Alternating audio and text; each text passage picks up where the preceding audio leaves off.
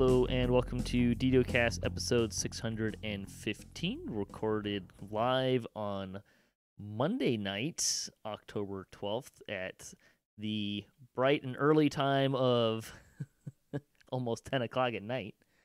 I'm your host, Patrick. With me this week, we have Samius Gurobo. Welcome back, sir. Hey, I believe in civilized hours or places of the world, it is almost midnight, sir. Certainly a few of those, right? Let's see. We're doing a later show than normal because we wanted to talk about Fables of Feywild Prepurchase, which went live today. So we'll do that later in the show. But first, this week's screenshot: Menefit and Famine enjoy the adventures in Crystal Cove in the 484th screenshot of the week. Clever name for a famine reaper, I suppose. Or a reaper pet of some kind. I'm not actually... It's the blue one. You can see the blueness in it, but I don't know which one that is off the top of my head. Anyways, we like to talk about Dungeons & Dragons online nearly every weekend. You can catch us through Twitch, YouTube, the DDO forums, iTunes, or from our website at DDOcast.com. And DDOcast is hosted by Cyber Ears, the awesome podcast hosting network. The shows are usually available within a few days of recording. Next show will probably be next weekend sometime. And you can stay updated by following us on social media and all that fun stuff. At DDOcast is the best place for that.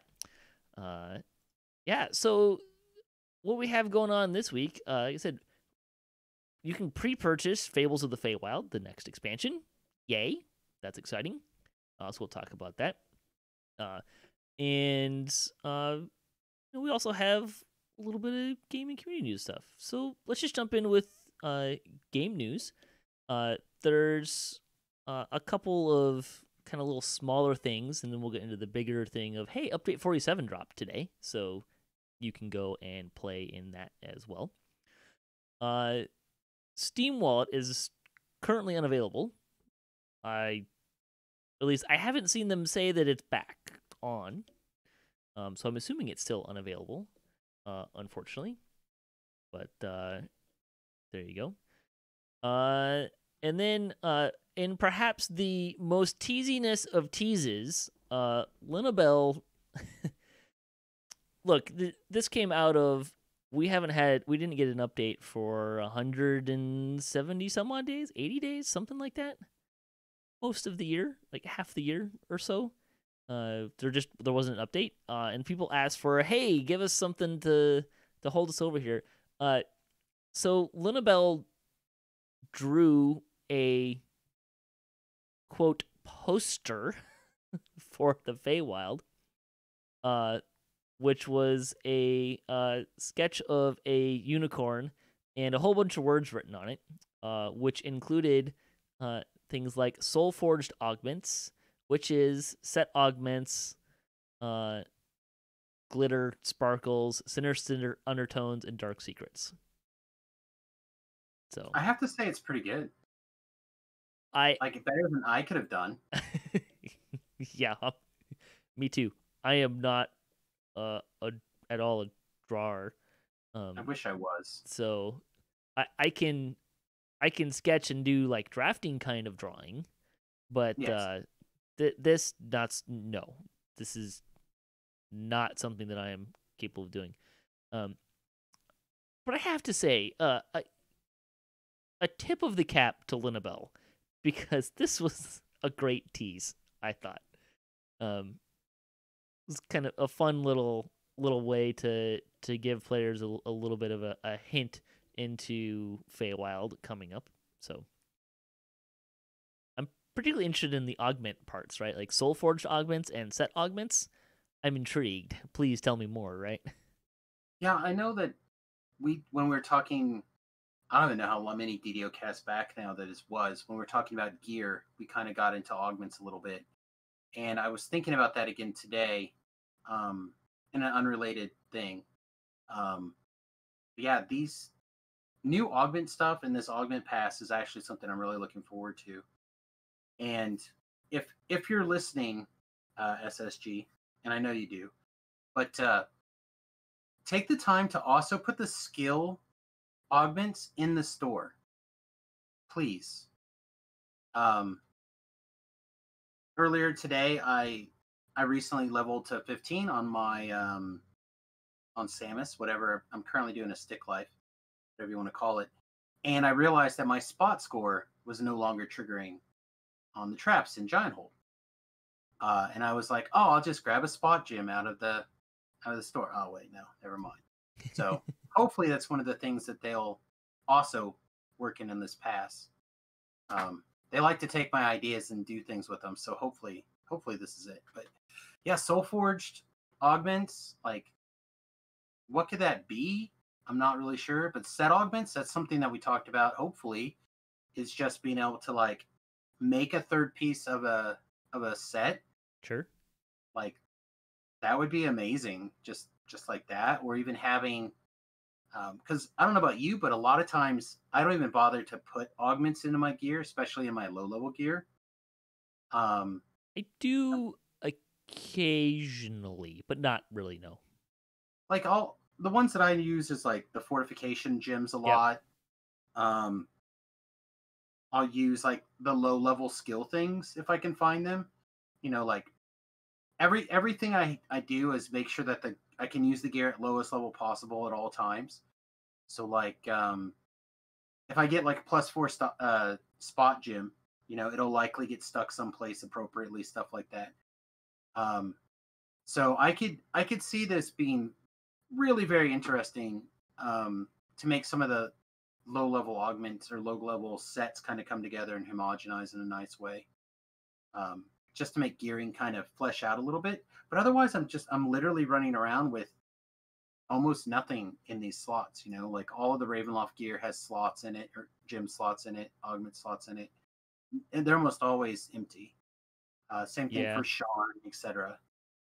I mean, my higher end stuff definitely has some augments in them, but they're not scaly ones, right? Like Golem's Heart or Draconic Soul Gem, Globe of True Blood, you know, things that are all kind of really useful and just they don't have the scaling limitations, right? I do have like my lowest level gear set. I did actually throw a bunch of augments in. Sometimes like the DC augments I'll throw in at different places. Those are kind of useful. But yeah, the skill ones I don't tend to use a ton. Although I was looking at throwing. Oh, I threw a jump augment on my my favorite soul. Because he has no jump, and he runs around in full plate and a tower shield, and has no jump.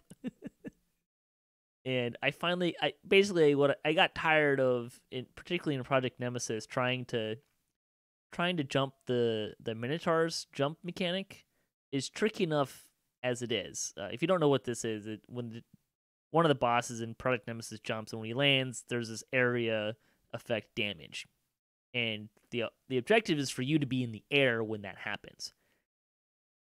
You know, there's lag makes this a little bit tricky. Just the mechanic in itself is pretty finicky, right? Like the time frame that they're asking you to be in the air for is pretty small. And both of those things make it already difficult, even with a really good jump score in Featherfall. When your jump is like a 2, it's really hard to time. So imagine. I went and did that. But yeah, I don't use a ton of augments. Well, they haven't been updated yet to kind of like appropriately line up where they should level wise, stuff like that. So again, I think as part of the pass, hopefully that kind of stuff will get straightened out. The availability sometimes is not really what you're looking for.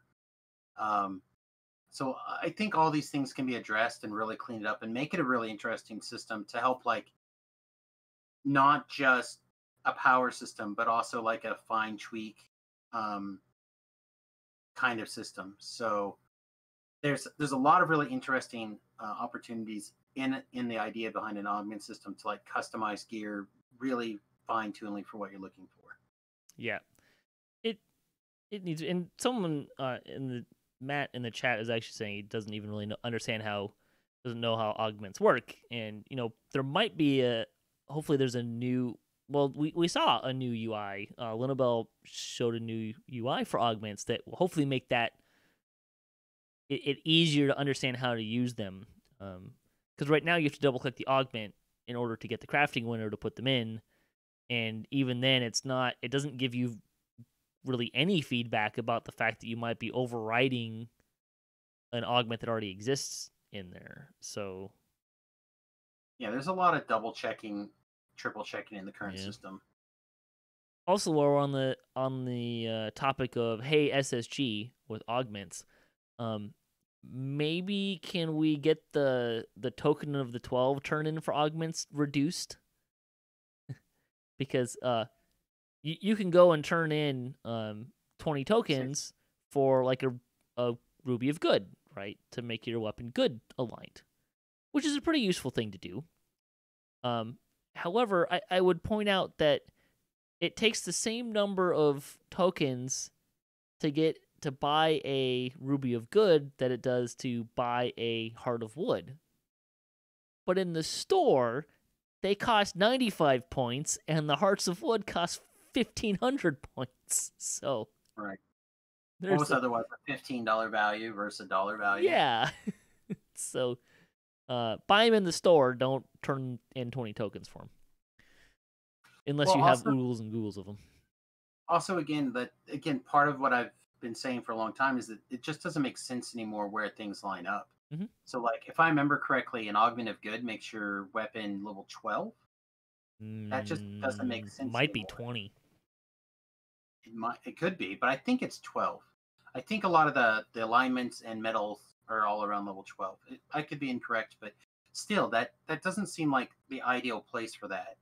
Sure. I feel like if it doesn't add extra damage, for sure it shouldn't be that high.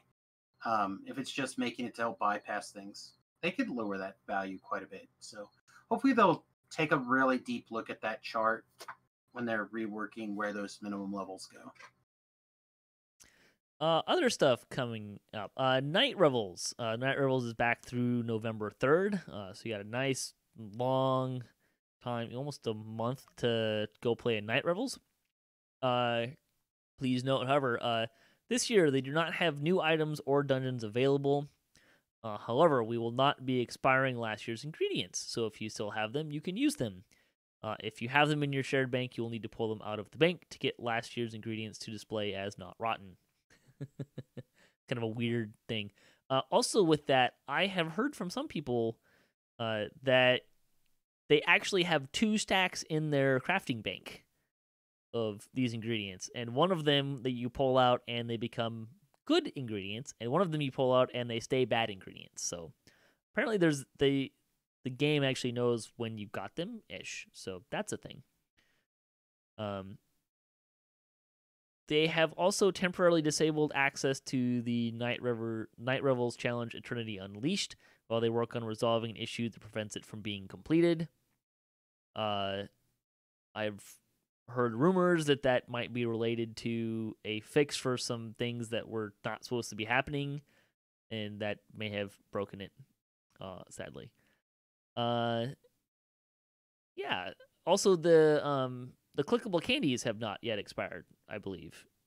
Although I didn't check today after the patch, but Night Revels came out and the candies that were supposed to expire at the end of 2019 are still in my inventory. Yeah, those, I don't know. I have mixed feelings on those in particular. Yeah. I mean, they're cheap, which is the good part about it, right? They are, and they get a lot of value. I'm bad at remembering to click them, and I'm bad at like cycling them nicely. So I don't know. Yeah. It's similar to like the coffees to me. Like do the coffees go away? Or are they permanent? The anniversary event. They're permanent. Okay. They don't say they expire, and I still have the ones I bought. They're also more expensive. Well, they might get thrown in the trash because it's another thing that I have to click every 30 seconds or whatever it is, and I don't remember to do it. So sure. It has been pointed out by Zeder Smash in the chat that the non-expiring ingredients, many people did in fact throw them away because they thought them to be expired after last year. Uh, which yes, I in fact am surprised that I was not one of those people. I was not actually expecting me to have ingredients in my crafting bank still, but I did. So yay. Yeah, I think I even have some from the year previously, Yep. maybe. Because I do have some that are expired, and I had some that were not. Mm-hmm. Um, so I don't know. I guess Jerry always says never throw anything away. I guess I took that to heart, but I'm gonna have to start throwing some stuff away. I think when it comes to that stuff, because I have something, I don't know, like 600 of the chocolates or something that I didn't cash in. Actually, you know what I should do this time is when the thing is ending, go turn in for as many named items as I can if I don't want any of the consumables, and just feed it to sentient gems. Yeah, you can do that. The consumables are really smart though to just pick up. Yep. There's a lot of really good ones, and also the other thing that people don't realize necessarily is that you can put a festival 1d4 solar damage on a generated item. I tweeted one out the other day that I had made. It's like a +1 heavy crossbow of keen and fiery or something. And I pointed out to people that now that I added that extra D4 solar to it, like that's just a great level 1 to like 6 or 7 or whatever weapon for so many builds, because you can, for like 1 point in the acquisitive tree, like you can just go to town. So like there's a lot of little things like that that you can like kind of tweak out for miscellaneous TRing projects and stuff like that. If you guys just keep your eyes open. Yep. Uh, big news for today was update 47 was released. I don't know if they fixed this. I'm gonna refresh this page just to see, because it said when they put it out initially, it said here are the release notes for update 47. Yeah, now it says released on Monday, October 12th. They put out the announcement that there was gonna be downtime and they were gonna release the release notes, and they gave us a link to the release notes, which at the time said released not on Wednesday, September 30th. Which I like that one. It was pretty good. Let's see. There's new legendary raids. So you can run Vision Destruction, Lord of Blades, and Master Artificer on legendary. I spent much of my day today doing that. We're not gonna do a full review of them, but kind of quick hot take. They all seem pretty reasonable in terms of difficulty level. So I think if you are used to doing things like Project Nemesis or on hard, you probably will be able to do them on hard. There's mostly nothing new or surprising. The newest mechanics are in Vision of Destruction, and they're mechanics that you're kind of probably already mostly familiar with. So there's some circles that he throws, don't stay in them, and he has a global curse instead of an attack curse now. So that's, and the Orthons do have a disease dot. Other than that, there's nothing you probably aren't expecting in here, in any of these. But a lot of fun. There's some great raids, so going back to them is a lot of fun. So are you trying to tell me I actually have to have curse pots? A lot of them. That's gross. Pass. It's hard pass. It Vision Destruction and Project Nemesis both. Although Project Nemesis is only elite and above, Vision of Destruction is at least hard and above. I don't mind the global curse mechanic, like everyone gets a curse. Every 90 seconds is maybe a little much. Like you can burn through a stack of curse pots pretty quick in these raids. So, I was actually joking today that I should go buy stock in curse potion manufacturing, because you use them a lot. So I'm not big on the in-game rating, and maybe maybe the people that are watching or listening are already know the answer. But would this incentivize artists first to take the remove potion throwing thing? That would be one option, sure. Also, monks can do a similar thing. They're finishing. Yeah, which you can throw, which a lot of people don't realize. It doesn't have to be like you don't have to. You can throw it. It doesn't have to be centered on you, unless you have EDF on, Epic Defensive Fighting. So yeah, there's actually I believe also alchemists can also do the throw a curse potion. I'm not positive on that. So there's options to do that.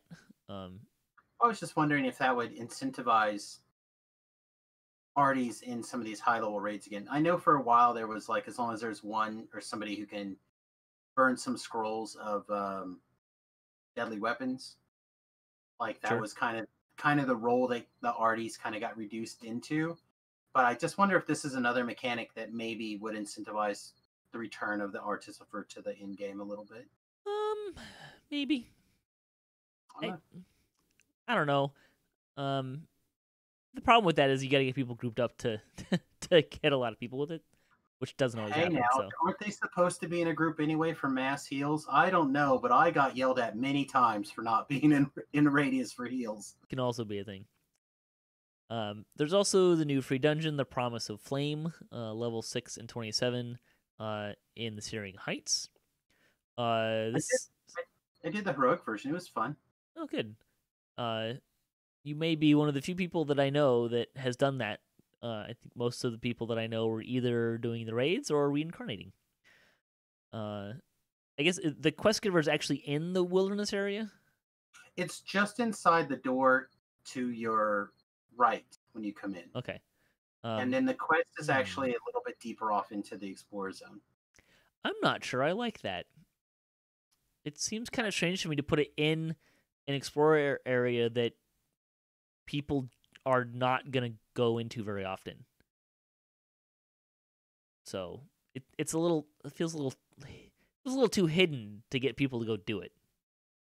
Well, so it's like the Blood Bazaar or Bargain of Blood, right? Yeah, like it's similar. But the quest giver's not in the area. It is the quest giver's. It's in House Deneth. No, the quest giver's in the zone. You mean for the Bargain of Blood? Yeah, Bargain of Blood is in House D. Yes, but I guess in my mind, there's not that many level 6 quests that you really do. Because I do everything 2 levels above. So at level 8, like it just makes kind of sense to go out there. Maybe you hit the Explorer Zone for a little bit of experience. Maybe that's your last quest at level 8 or something. I think it'll work out nicely, and it's not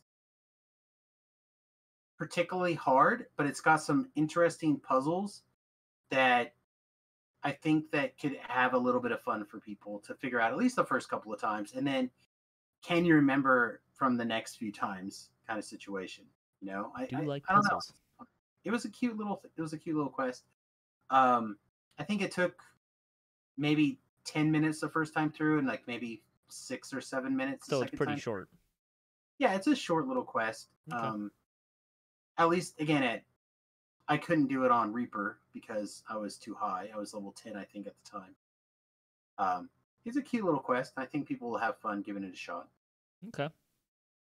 We'll probably run it on DDOCast this week. Yeah, I heard Smash actually in the chat was running it, I believe, on Legendary and pulled an artifact hat. Yeah. And he linked it. I don't remember the details now, other than it was int and like 22 int or something like that, and 52 spell resistance, which I thought was kind of cool. So, the other items. Yeah. The other big item is Fables of Feywild Prepurchase has begun. We will come back to that and talk about that later in the show. The release notes, not going to go through these too much because we've already covered a lot of it. Some ones that kind of stood out that I don't remember being a thing before. Alchemist spells are not properly affected by Reaper crowd control scaling, which means they will That last seems less. big. That seems big to me. It potentially could be, yeah, because each skull, I believe, ramps down how long your crowd control lasts. So that'll make some changes. That was kind of one of the bigger ones. Of course, we've talked about it, but mounts from daily dice are now bound to account. So you can send those to people you would like them to be on now. And perhaps one of the most rejoicing release notes around. I like this one. The falconry bird no longer blocks projectiles and spells from passing through it. That's also big. Oops. That's a big in a good way though. In a not so, I mean it's effects, but Eldritch Strike and Eldritch Tempest no longer deal out double their listed weapon die, crit range, and critical multiplier bonuses. So if you're taking advantage of that size, that's been fixed. Let's see, is there anything? I haven't checked this yet myself. But Death Follows You should now work on Warforged and Bladeforged. That's the footprint, the bloody footprints. Which is great because I'm currently doing Bladeforged past lives. It's kind of sad. Shifter past lives are now required to obtain racial completionist. So if you had it, it got taken away from you. Let's see, anything other fun stuff here. They fixed some stuff out of Crystal Cove. Yeah, the one that actually is a personal pet peeve of mine for quite a long time. The globe of True Imperial Blood now is the correct minimum level. Yep. So that's a nice one for those of us who have been on the TR train for a long time and are almost done. Thanks for getting to it right at the end. Appreciate it. It'll be there for your next character, right? Sure. Skull and Pumpkinhead potions are now markedly less loud. Yeah, I think that's a big deal for a lot of people, actually. I mean, I'm still gonna kind of complain about the fact that I have to go buy an item to get it taken off of my face. So it's still a little bit of an annoyance to me in that regard. Let's see.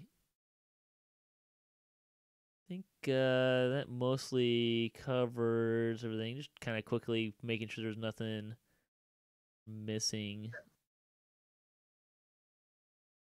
I think that's kind of it from what I can remember. Yeah, they are kind of long release notes, but that's because they put all of the enhancement stuff for the Fey Dark Illusionist, the Razor Claw, and the Shifter in there. So there's a lot of crazy stuff there. Oh, they fixed a bug causing some accounts to not adhere to character slot limits. I've seen that before. I thought it already went in, but that might not be true. I logged in today, and I had to. I transferred one extra. I transferred 2 characters over from the hardcore, and I had 1 slot, so I had to go through all that. I'm like, I'm just gonna delete this character in like a week anyway. Yep. Some hardcore stuff that doesn't matter anymore because hardcore's out. Let's see. Linabelle also posted a couple of clarifications on some things. Sprite is temporarily disabled from the Fey Dark Illusionist. The art just didn't make it in time. And releasing a placeholder model is faux pas in their books. So we'll be able to get the sprite out of that tree later. Other stuff did change, and Linabelle did not get it all in the release notes. Master of Shadowblade's feat is in, and the cooler productions happened, and all that stuff. They might have gotten that fixed in there too. But Shadowblade proficiency was Shane's. So if there is anything that was missed, he'll get it in an upcoming patch. But it sounds like it was kind of mostly done. Chat issues. so Thelanis has been dealing with chat issues for a long while, and I think kind of. I mean, I feel like you get disconnected from the chat server a lot more the last couple weeks.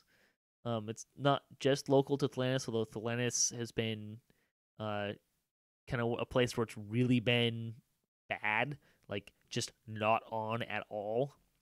However, they did work on a fix. What I found really interesting about it though was that they disabled chat on just the chat on Thelanis and Wayfinder. And it took a couple hours, I think, and some people had to log back in to get it to work. But I did find it really interesting that they were able to just disable the chat and not the entire server. Well, it probably runs on its own server. Apparently, it does. I mean, DDO is made up of several different servers. Like, it literally tells you you're logging back into the chat server. Yeah. When it happens. So I don't know how. I realize that for some people this was probably a huge deal, and obviously a lot of people were affected. Like, to some degree or another, we're all affected slightly. But how much does it really, really affect you? I don't know. But I'm glad they're working on it, and hopefully they got it completely resolved. I mean, I feel like for a lot of people, it's kind of a big deal, right? I don't know. That's what I'm saying. Like, as a person who primarily solos, to me, it doesn't. I'm like, I question how much of it matters. And then when I think about my time, like on the hardcore, how much did that matter? Not that much either. So, I'm sure for some people that don't want to use a voice chat, or they just have a difficulty hearing the in-game voice chat like I do, it probably is a big deal. But I also think, doesn't that affect like your friends list and some other things? It does, yeah. Your friends list doesn't populate. There's some weird halo effects with it. Yeah, there's like some other ramifications that could have made it more of a big deal to me than others. But I don't know, 90% of the time I barely pay attention to chat as it is. I get tells or messages from people and I don't know what's going on. I'm just like, and then I finally catch something and they're like, I sent you 7 tells. Why don't you answer? I'm like, oh, because I'm questing. Sorry. I mean, I'm pretty quick to responding to tells and stuff, but you're a good person, Patrick. I also probably have an undiagnosed some variation of attention deficit. I don't think I'm like that. Like, I don't know if I would actually tick all the boxes to say that, but I don't always focus super well, so I might be doing multiple things, like playing a game and having a chat box to watch, and some. Well, I do like that, but it's the stream chat that I pay attention to. Well, there you go. I feel like that's reasonable, right? Yeah, I think so. In any case, I believe they fixed it. I don't remember seeing anything saying that they were still struggling to fix it. So hopefully that's kind of all behind us. It would be nice. I knew it affected people, so yeah, getting it taken care of is a blessing. Bonus days, which are over now, but it was a Kenneth Crafting XP boost, and also VIPs got an extra 5%, which is always kind of fun. Well, I'm glad I played a little bit over the weekend then. The store's news, store more loot, so you can get 30% off of character banks, shared bank, deposit box, plat storage space, and inventory space, and bags through October 15th. Please note that the bags are bound to character, which is dumb, but there you go. You can also get long-lasting Cat's Agility Potion ×5 with the coupon code CATGility. So like Cat Agility, except without the A from agility. All that's through October 15th. I'm going to add one thing. I noticed if you go through I believe the seasonal items, the mimic bait and stuff is back. So I don't know if that means that we're going to have the Mimic Hunt again very soon. I Mm. hope so. I love the Mimic Hunt. But they're not on sale or anything. Like, they are for sale, but they are not price reduced on Right. sale. That doesn't mean that you may not consider saving some points if you would like to be extremely active in the Mimic Hunt when it comes up soon. Like I said, I suspect we're probably going to get it pretty quickly. So just, words to the wise. Same thing with mistletoes. Usually come on sale right about this time of year. Yep. So you might keep an eye out for those things as well. Those type of things tend to show up in the seasonal side of the year, the seasonal calendar. Did the Mimic Bait come out of the seasonal stuff? Yes. So it came out and then it's back in now? Correct. It was definitely gone around when they put Crystal Cove back in. It was definitely not in there, and now it's back in there.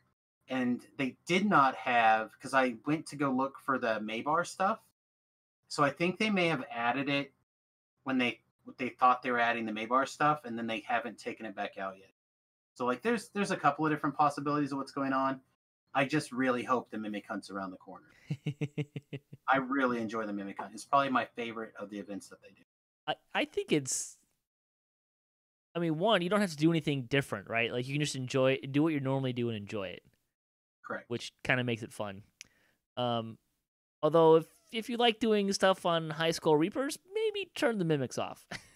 No, I do the Mimics. Fair enough. You do it every time.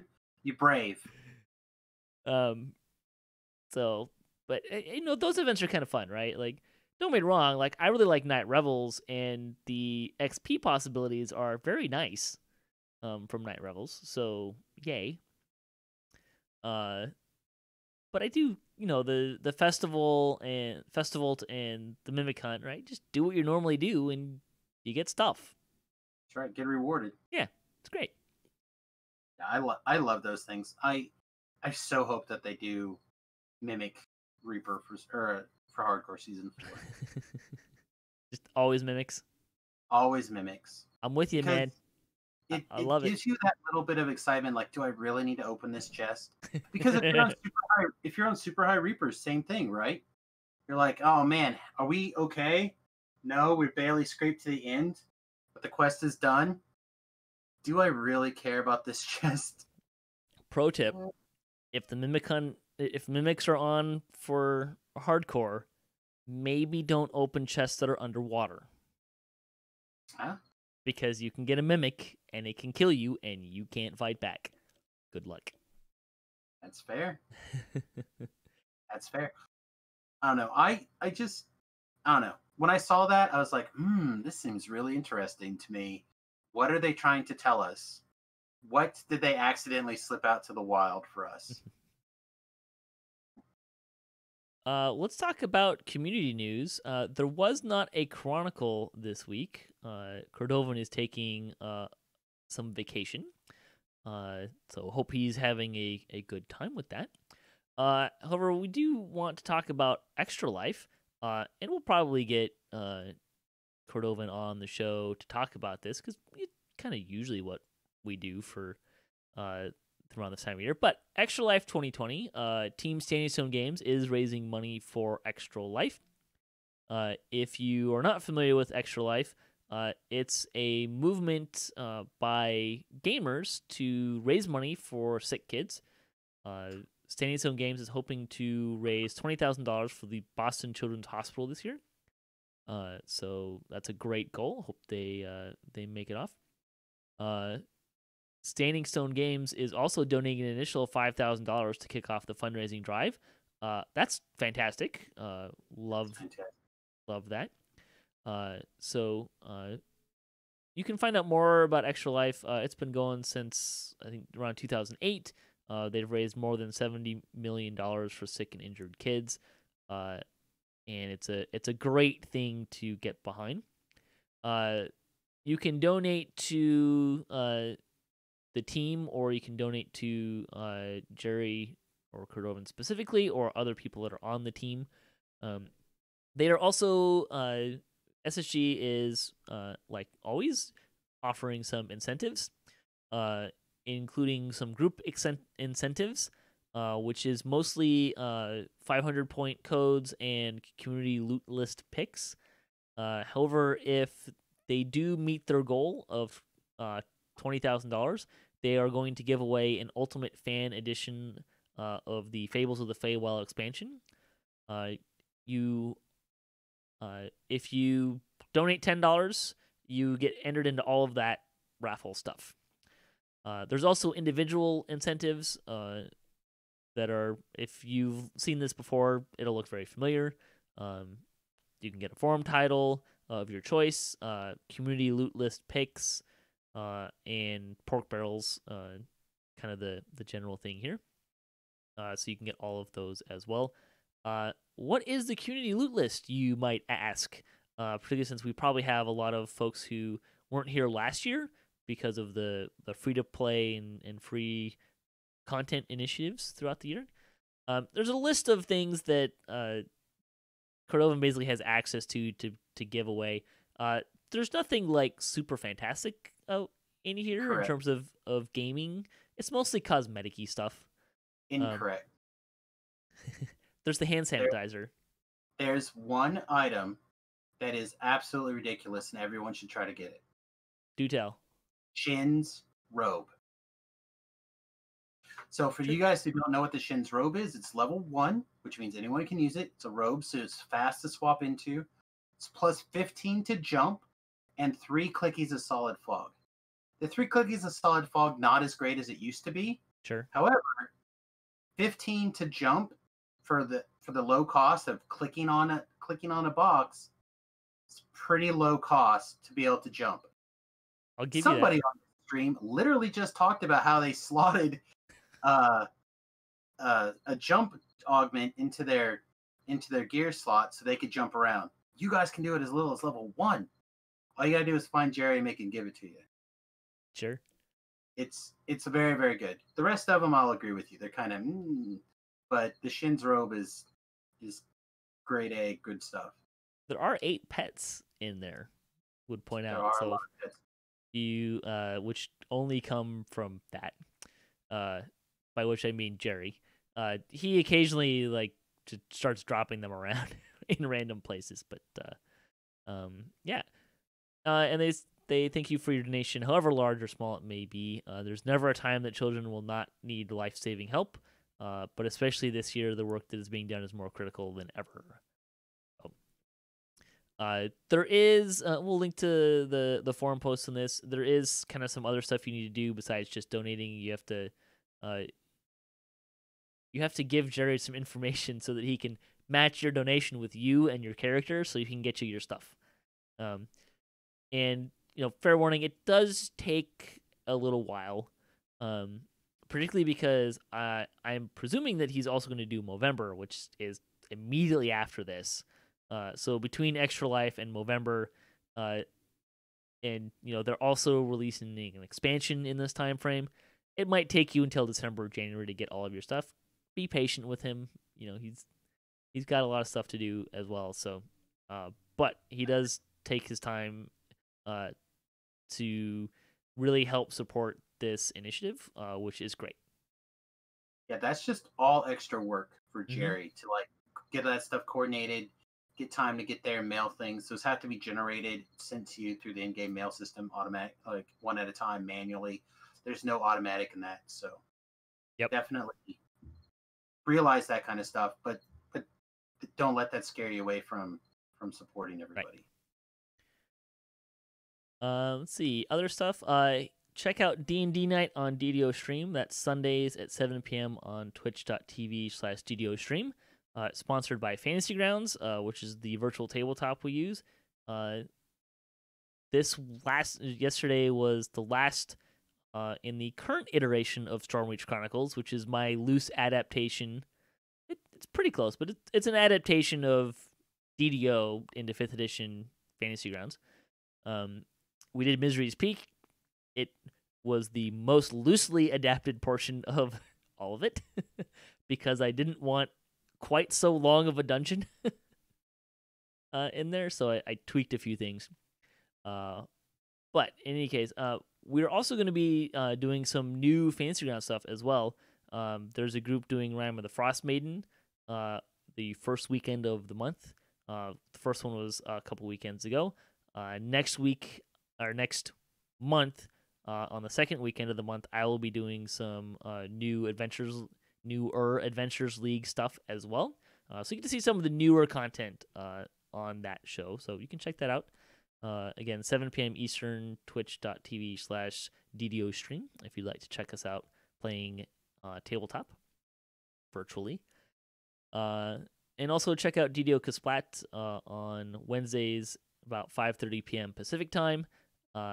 This week we will probably do part 2 of Temple of Elemental Evil, and assuming we don't take forever and a day to do that, we'll probably do the new quest from Update 47 as well. Do it first. Like I said, it's like 8 minutes.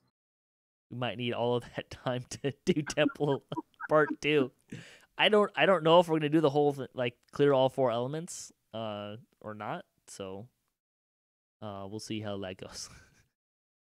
And of course, we also have to survive Zuggtmoy, which is no small feat, just in general, because she's essentially a raid boss. So, all right. Some quick lightning post. Fuzzy Duck wrote in for our episode last week, commenting on the wands idea. Someone was asking about legendary wands. It says for the wands, best idea he can come up with is one that recharges and has the property that makes it count as a stave. Sure. I mean, that kind of makes it a quarterstaff with a clicky, which we kind of already have. So I'm not sure where to draw the line, I guess. It's kind of an interesting question. But in any case, the line is based off of the level of the spell, right? Like to look at the original rules, if it's level 4 or lower, it can be in a wand, but you can heighten it and power it and do all the different things if you have the time and energy to craft it, if I remember correctly. And if you want something from level 5 or higher, it's got to be in a staff. Maybe. So, that sounds vaguely familiar. I don't know. Does continue. It says still with the forthcoming augment update, it's possible there could be augments to throw into a recharging wand. On other items with charges that increase the DC, cast level, and enhance wand and score mastery effects too.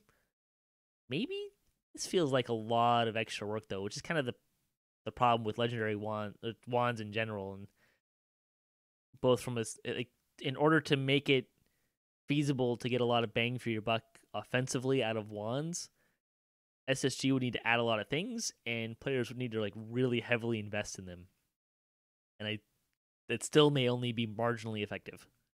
So, I guess I missed this particular conversation from last week, but the general idea is that consumables are just that, right? They're consumables. Right. And in a game like DDO, where things have transferred kind of past the point where you're using consumables like that effectively, to supercharge it and get it to the point where it's worth the effort for the player to take advantage of, that's crazy. Like, think about in your epic levels, what do you expect an average spell that you cast on your sorcerer to do, Patrick? Like, to a monster in general. Not nearly as much as I wanted to. Sure, of course. 10,000, 20,000 damage? Yeah, damage. Depending on the spell, like some of the higher level spells, the new acid AoE spell, I'm critting for like 30,000. 30,000. But that's not in with like non-Reaper kind of stuff. So sure. No, I'm just. I don't run him very much.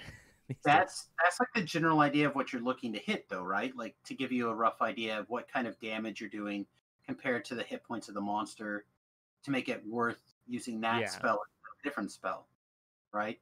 So that's the concept that I'm trying to impress upon here. How much more you have to go from a consumable wand to effective, to the point where Patrick would take the opportunity to click it off instead of hit that other spell instead. right? So it gets Right. really difficult for consumables to keep up.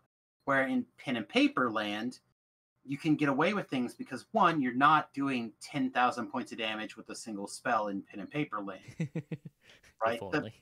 amount of damage that you're doing is much smaller, right? So the math kind of works out much differently on how that you would ramp that spell up into there, like the percentage of damage that you're looking to do. The Um, resource math is also a lot different in pen and paper too, right? Because you're dealing with spell slots and various things among of that nature, and maybe you're in the scenario where your DM's not going to let you rest for a while, and now you really got to use those wands and scrolls and stuff to really kind of augment uh your resources, right? Like your spell casting resources. so there's probably an opportunity to do something really interesting. I don't know off the top of my head. I would have to think about it for quite a while. But like, for example, something that I wish that DDO could somehow bring into it is the double wand wielding type feats. And of course, some of the other feats to augment your wand usage. So like, Right. how interested would you guys be in something where there was some sort of feat that maximized the wand, but it ended up eating your spell points to have a wider range of spells available? I don't know how viable that is, Maybe. but that's closer to how the pen and paper works, right? Which is where I always point back to, like, make the game as much pen and paper as possible. So I don't know how that makes a lot of sense to people in the long run.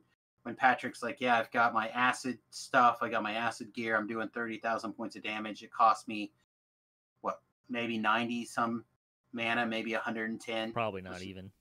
Yeah, let's just pretend it's 100 or whatever, so it doesn't matter.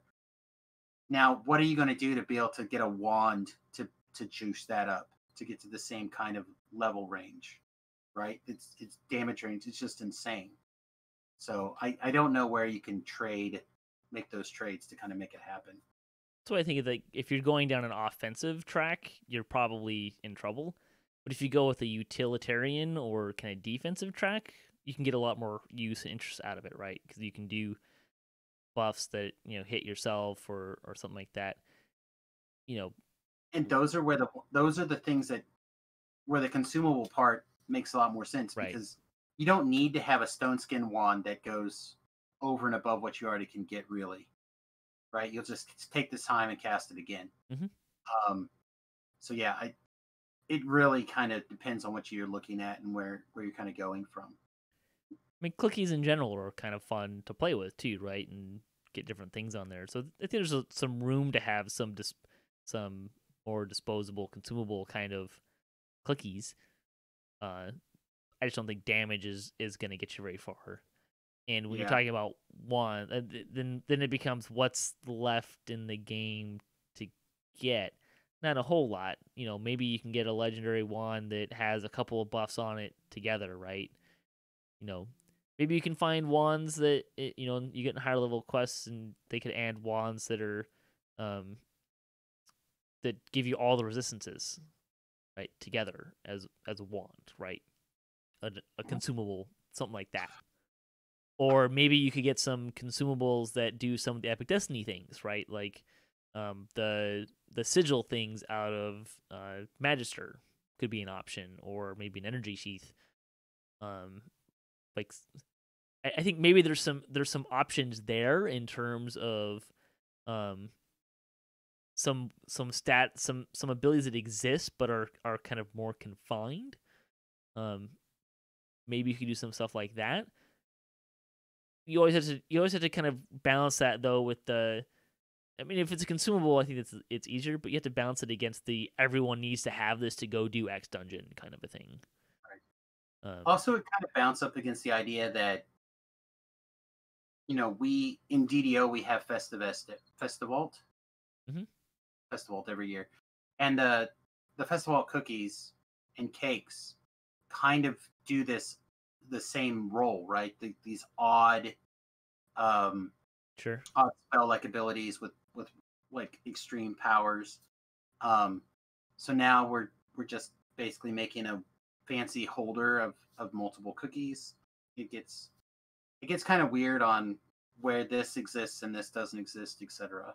And maybe that's all you need is maybe a legendary wand is actually just 5 charges of a cookie instead of having to consume a whole cookie. I don't know. And even those cookies though, like the offensive ones aren't really great. Even at lower levels, At lower levels they're pretty awesome. Man, the ones that I always end up trying to use just seem to fall flat. But I there's been numerous lives that I've like red skull the dungeon and then like hit a whale of the banshee cookie and killed everything and then walked on. That was a while ago. Yeah, I would say I don't think there's a whale of the banshee one right now. Like you It's can't. been a There's no firewall. There's like there used to be a firewall and a blade barrier, and like those for sure. But yeah, like the snowball, I could never get the snowball swarm ones to even do anything. So yeah, some of them are less obviously like everything. You can't have a best thing without a worst thing. Sure. So there's definitely that scale in there, and some of them are just bad, but the awesome ones are awesome. Back to Fuzzy's comments regarding tanks. It's one additional mitigation method you didn't mention is deflect arrows. Yes, that's because we had it lower down in our notes list. But yes, deflect arrows is great. It's fantastic. It blocks or it negates a projectile that would have struck. Fuzzy does mention Vanguard Tree, 2-up Tempest. Monks have a feat. They can take deflect arrows feat as well. I think that feat can actually just be taken by anybody, maybe? I have to double check that. That does not sound right. That doesn't sound right either. Monks can take it. It's also in Vistani, in one of the cores in Vistani, Knife Fighter has deflect arrows as well. It's hidden in a lot of the trees. Yeah. Like I found it even in today when I was looking at the Eldritch Knight tree. It's like the tier 3 or tier 4. That sounds right. So yeah, I remember that. It's stealth in there in a lot of places. And yes, it's fantastic. Don't get me wrong. We hadn't gotten to it. That's why we didn't mention it. So it's in there. He goes on to talk about X whatever DR is that it's not worth it at the end game. Yeah. And that's where there's a valid argument for percent base instead, which I think they totally should do. It would make DR meaningful. You can kind of see the same thing with resistances, even though we like always put resistances on ourselves, but like absorption is way more helpful just because of the way the game scales, right? Like I'm sure everyone, such and such monster does 3,000 damage to you. 5 was blocked by your damage reduction. Yay, I'm still dead by 1,000 hit points. Right? Like, yeah, it would be nice to see that kind of stuff, but again, some of the ideas behind pen and paper's moving into DDO and how the game is scaled, certain things are just going to become bad at some point.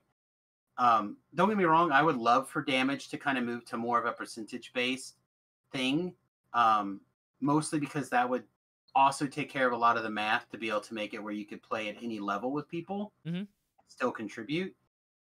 So like if I'm level 2 playing with someone who's level 20, I do 5 points of damage and looks like I do 5 points of damage and I do this much damage on my screen. That much damage still equals that much damage to the guy who's looking at it from a level 22 perspective. So as much as I would love to see stuff like that happen, you're talking about DDO 2.0. I'm talking about like replacing damage reduction with like maybe not like across the board, but certainly with like legendary stuff, instead of giving us something that has damage reduction 10, which is basically useless at that level, like what if it was damage reduction, reduces physical damage by 5% unless it's slashing, right? Like I think there's a way to put that in as also as percentages instead of like barbarians have percentage damage reduction now, right? Much more useful. Yeah. I didn't know that they had worked that in. Yeah, that's been around for a little while. The barbarian damage reduction now is 1% per stack. And I think we could do stuff like that, right? Like, it doesn't have to. I personally love that kind of stuff. I think percentage based is just much better. It scales better. I just hadn't seen that they had started fiddling with that. Yeah.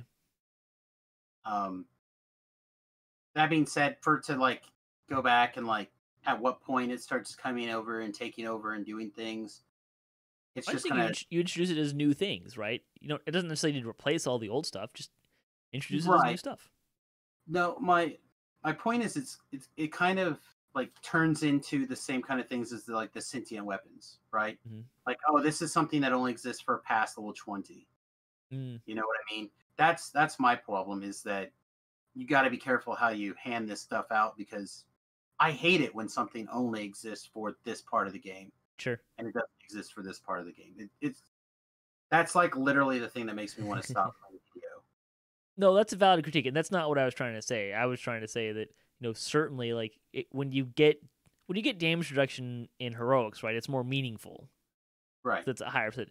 But when you get it in legendary, especially, it's a joke, right? Like, well, again, it comes back to that percentage of incoming damage versus hit point totals. Mm-hmm.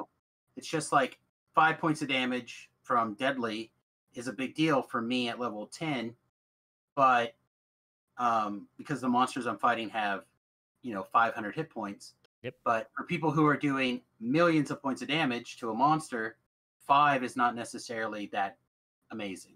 Right. Yeah. So there's some opportunities there, I think. All right, let's talk about the Fables of the Feywild Prepurchase, which has a lot of hidden information in it, actually. So that's gonna be fun. Starting with, hey, we have a title for the expansion now. It's Fables of the Feywild. So that's a thing. Which seems like a good name, right? I think. Yeah, it's fine. It just makes me think that they're going to continue this idea of kind of like tweaking some of the old fairy tales for the quests, which is cool. Interesting. That could be fun. Yeah.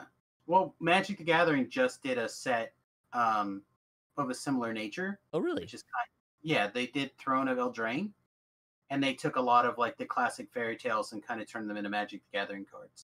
So I could easily see them building some quests that have a similar theme. Which I feel like begs the question, are we talking about like the Disney-fied version of Fairy Tales or the Grimm's version of Fairy Tales? I would not imagine the Disney version. Those would probably not make the world's best quests. Well, you know what I'm talking about, like Cinderella, for example, like the Disney-fied version of Cinderella versus the Grimm's version of Cinderella, where everybody kept all their toes. Yeah. parts of feet get lopped off, and birds blind people and stuff. Right. Yeah. So we're gonna talk about the Fables of Feywild expansion pre-order stuff. We're gonna go somewhat in depth here. We'll probably be done in the next hour. We'll see how it goes. Hey, just a quick, the artwork here looks pretty darn spiffy. I don't know if you're looking at the pre-order page right now, but it looks pretty slick. I have some of it up. I am particularly like the Displacer Beast. I think that looks pretty darn spiffy. The unicorn's a unicorn. But I like the color palette that's going on though. The art looks amazing. Yeah. Right. For the poster and the advertising and the artwork. I also, before I dive too deep in there, I also want to say that I noticed on my Instagram that I got a sponsored ad for Dungeons & Dragons Online Fables of the Feywild. Oh. And it was basically the artwork minus the Displacer Beast. So it was the D&D, the castle, and the horse, or the unicorn. Sure. So it was a nice surprise to me. It's something that I've had issues with in the past, is where the advertising dollars goes in DDO, and I think they're putting it out there in a really smart way right now. It's great. So, go ahead. We're just gonna go like top down on their page, Okay. right? So we'll pull out some nuggets of information in here. The first is the 3 levels, right? So we again have standard, collector's, ultimate. I think you've got the Sharn up, right? So I did. did. I can pull it back up again real fast. Maybe I'll see if I can find it too. So the price points are I'm gonna round up by 1 cent. So when you look at these, understand that it's $40, $80, $130, which I'm pretty sure is the same as it's been the last couple of expansions. That sounds right to me. In fact, I'm looking at the other ones right now.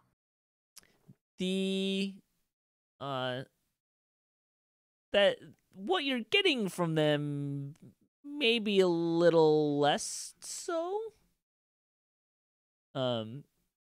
It definitely doesn't feel like you're getting as much from the lower version in particular.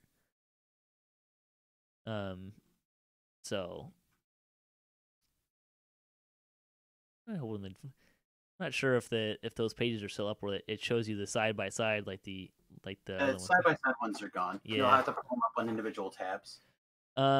So the standard version, which is $40, is you get the Fables of Feywild content and the Shifter race, and that's it. No, remember? Oh, right. You also get Epic Destinies access. There you go. Which is interesting. It's probably important, and it's probably a holdover from the DDO free quest people. Well, I think actually they had intended on originally with this expansion, they were going to do a pass on Epic Destinies. That too. As well as we were going to be going, originally going to be going higher than level 30, right? We're going to get a level cap increase. Both of those 2 things are off the table now. So that might be a holdover from there. But my expectation of what this means is you'll get Epic Destinies, which is, I think it's like 1,000 points normally. I think so. Somewhere in that ballpark.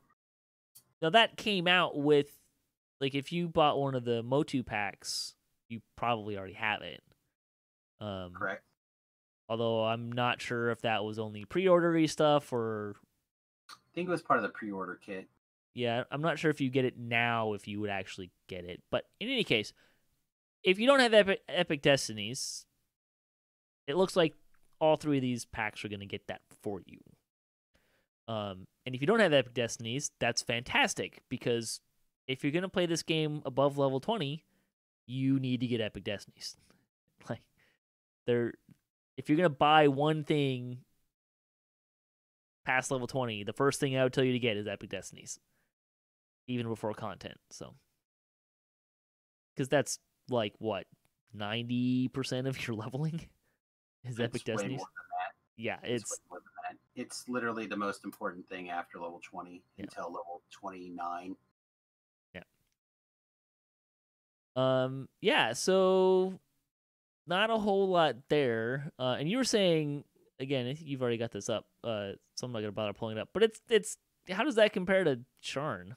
So Sharn Standard Edition was the content, the Tiefling race, and then what they called Sharn supplies, which were 20 astral shards, a major guild renowned elixir. So it's probably actually a better value if you didn't have Epic Destinies. Definitely. If you do have Epic Destinies, then you're definitely missing out. Yeah.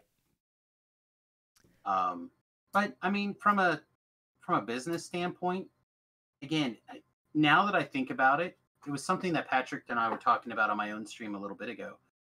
Was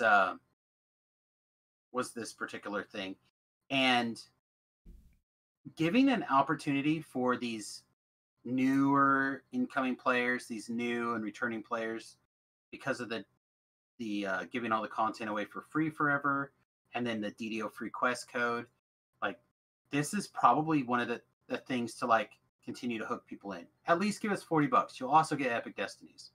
Like, that seems solid to me, like, as a give me. Now, does that mean that those of us who've been playing forever are likely to do the $40 package? Probably not, which kind of... No, for reasons we'll get into when we get to the other ones. Yeah, yeah. It moves us. It moves us up a tier for sure. For the most part, but I don't have that much of a problem with it. The collector's edition has all of those things, plus the new universal tree. So that's the Feydark Illusionist universal tree.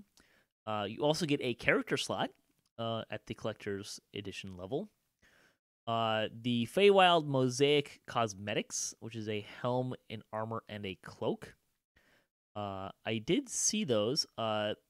They are colorful.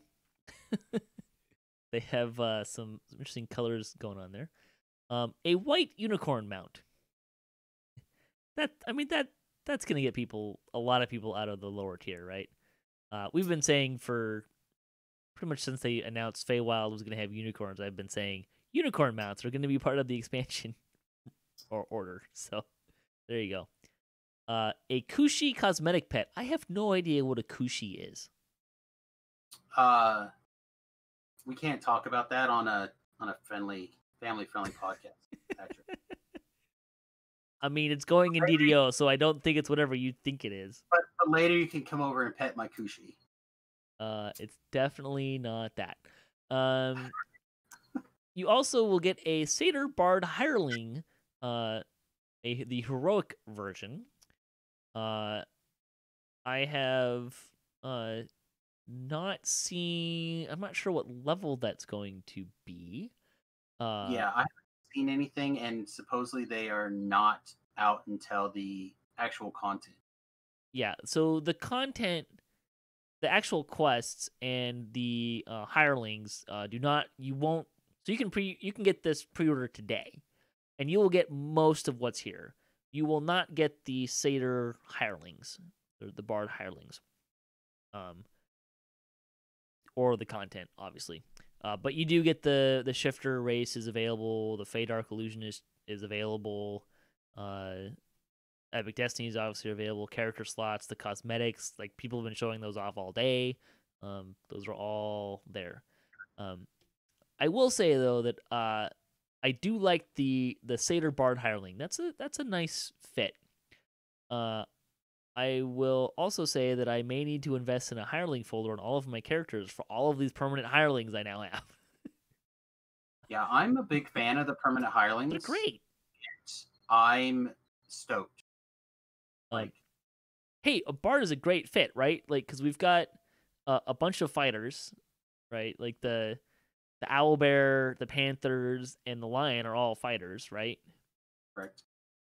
The scarecrow is a fighter? Question mark? I thought it was a barbarian or something. That could be. It's got a little bit more hit points than the shield guardian is definitely a wizard. Kinda. Well, it's like a melee wizardy kind of thing. It's got mana and the ability to cast some spells. Yeah. The Bard Hireling, I feel like the Bard Hireling could be a lot of fun. Like I think that's gonna mesh really nicely. I'm assuming it's gonna have at least the Bard song that it can cast on you. I imagine that's all it's gonna have. Yeah.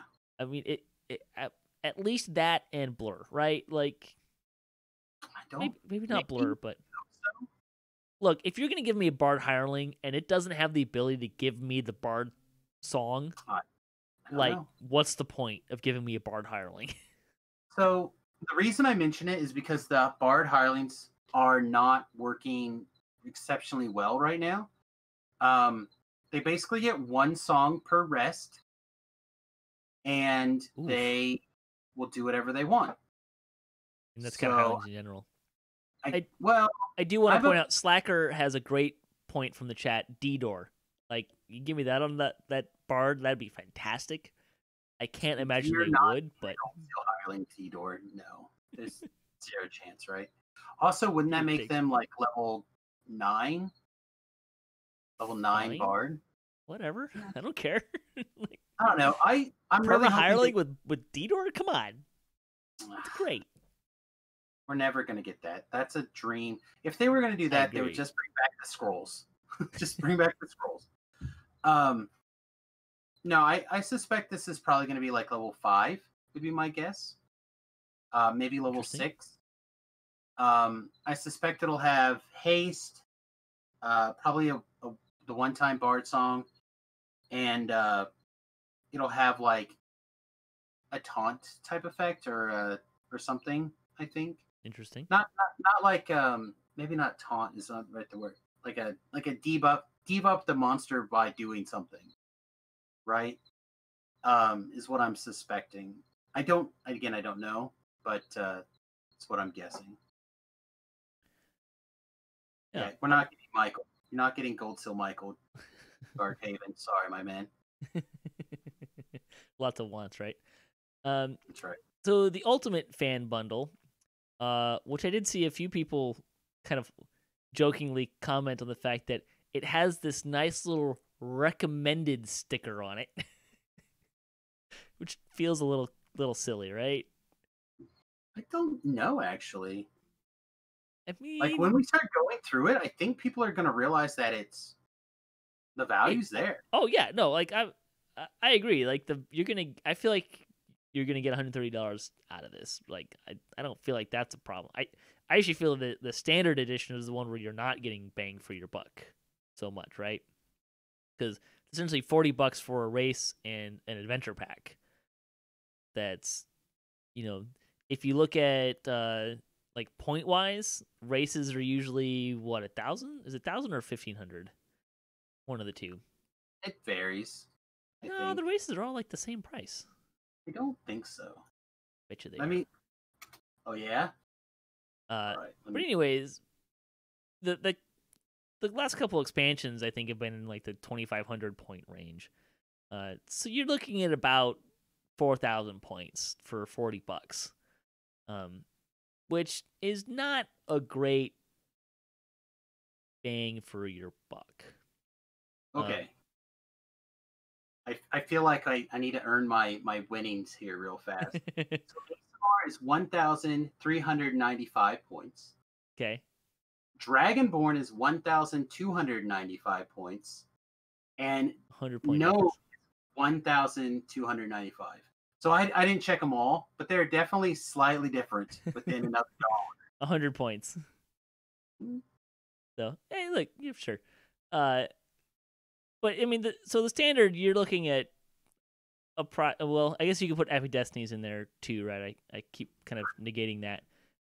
But you're still kind of around the 4,000 point range, 4,000 to 5,000 point range for $40. Tiefling, 1,600. So it depends on where they put that value in there. That's another pretty reasonable value. The collector's edition, it gets a little harder to kind of get the points out here, right? Because cosmetics, amounts, like there's not you can't just go buy a random mount, so like that's not a thing that you can just buy like price point individually. You have to be kind of creative about some of that stuff. A pet character slot, some of the stuff you can kind of do that for. The ultimate fan bundle edition, so you get all the stuff we talked about already. You get an epic bard hireling. I'm just gonna go out on a limb and say that's probably a level 30 bard hireling. I kind of wouldn't mind if it was like maybe a little lower than that to kind of fill out in some of that dead space between the ones I already have. But I'm kind of personally going to guess it's going to be closer to the 27 range. Maybe, but we'll see. You also get the Razor Claw Shifter Iconic. Iconics, I think, are usually in the 1,500 point range. Another set of cosmetics, the Winter Eladrin cosmetics. A Displacer Beast cosmetic pet, which does look. I mean, hey, Displacer Beast so far look pretty cool. It's always kind of one of those. Although I will say that they don't seem to like displace so much. At least I didn't notice them doing that. I wasn't looking very closely though. You also get a Black Unicorn mount, so you get a second mount. It's gonna be pretty popular. Instant teleport item to Feywild. I mean, a lot of people find that those are really handy to have, just in general. I just want to point out the word instant. It's gonna be it's gonna have a casting time on it. instant, Patrick. It says instant, not slow as balls. It says instant right there. I can read it. Hey, they did speed up the Sharn teleport, so yeah, it's an instant teleport. Once you finish casting the spell, it instantly teleports you to the Feywild. No, it instantly teleports you to the loading screen. Fair enough. But those are really, really handy. That's kind of nice. And then also you get a Tome of Destiny +1 for all of your characters. The Tome of Destiny is going to give you an additional point to spend in all of your Epic Destiny trees. And you get that per character.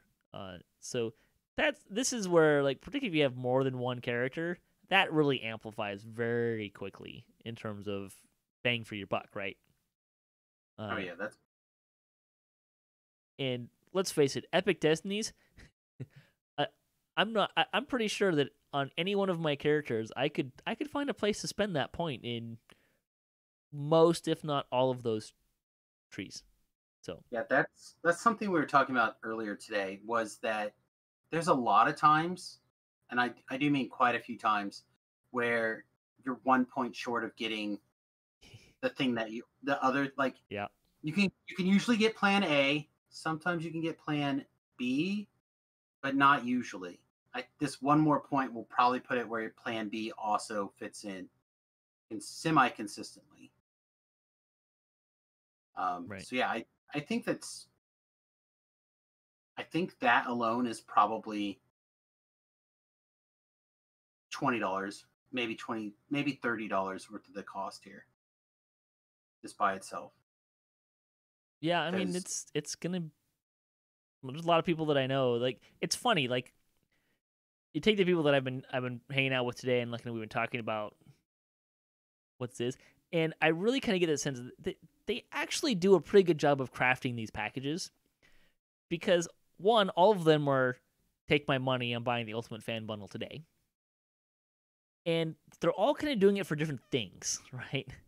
Like the cosmetic, some of the cosmetics are people really like. I'm gonna go get that for that. The Tome of Destiny, the instant teleport, the unicorn mounts.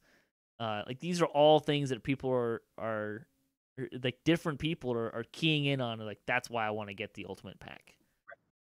There's a thing for what seems like almost everyone, right? There's like that thing that wants to move me in from the collector's edition to the Ultimate Pack. Like, right. There seems to be something for everybody. Which is good.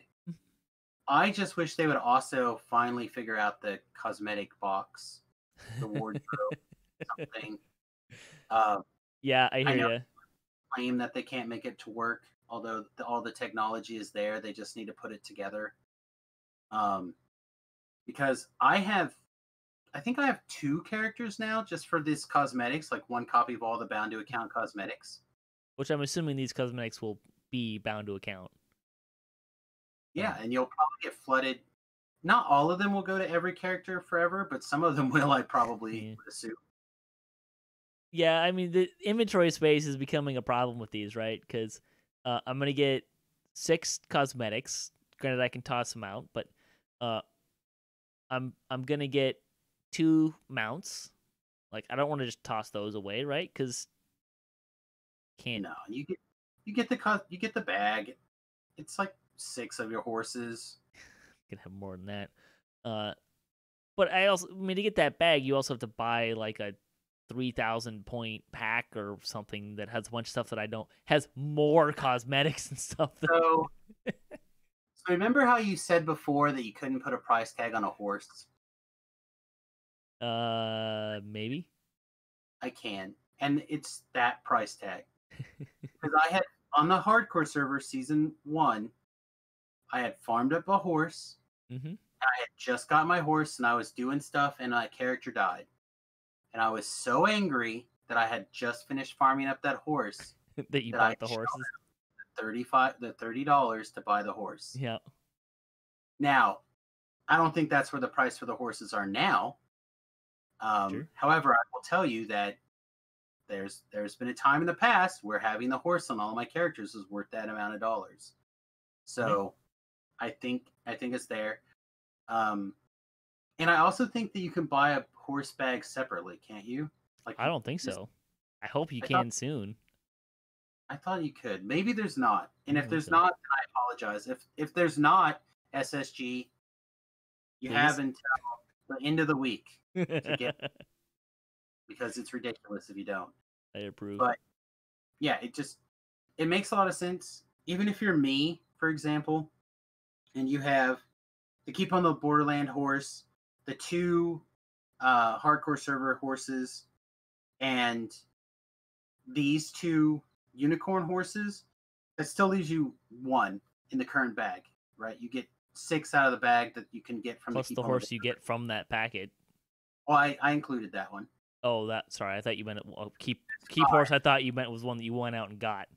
No, there's 5 of those. Plus, if you want those, I think there's 4 of the ones that you can earn. Yep. Plus, there's I think 2 different ones that you can get from gold rolls. I know there's at least... There might be more than that.